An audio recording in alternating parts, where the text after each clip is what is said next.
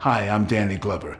When a person is suffering a stroke, it cannot be emphasized strongly enough that time is brain, meaning the sooner someone receives emergency medical attention, the greater the chance of a significant recovery.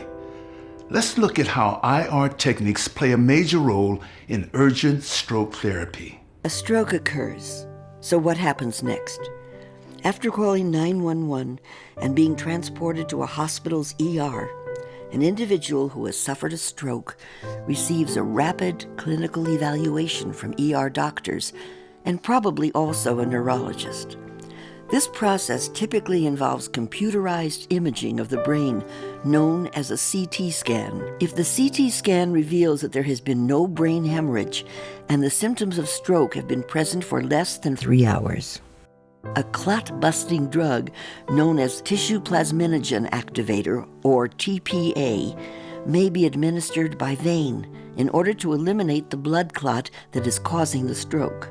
Approximately 30% of stroke patients will experience a good outcome after receiving TPA. However, if an individual shows no neurological improvement by 1 hour after the administration of TPA, or if the immediate use of TPA isn't possible, the patient may then be a candidate for a procedure known as endovascular clot removal, or thrombectomy. 2 FDA-approved devices are used during this procedure through a groin puncture, typically performed by a neurointerventional surgeon. These devices are intended to drag an offending blood clot from a brain artery. The device is deployed by first passing a small microcatheter from the neck up into the brain artery that is affected and through the blood clot, blocking blood flow. There, the stent device is deployed through this small tube or microcatheter. It immediately starts the restoration of blood flow to the affected part of the brain. And then, after several minutes of waiting, the blood clot becomes incorporated into the stent and it is pulled out from the blood vessel. The next day I came to, and my son was there.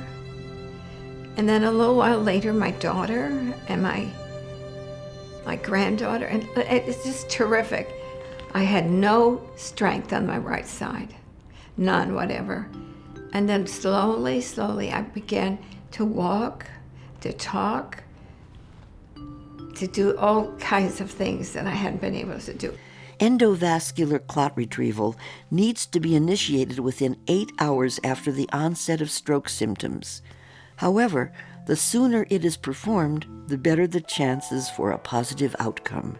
This 35-year-old female had just delivered her second child 6 days before a blood clot migrated from her heart to nearly completely block her right brain circulation, shown on this brain CT angiogram, causing immediate left-sided paralysis and decreased consciousness.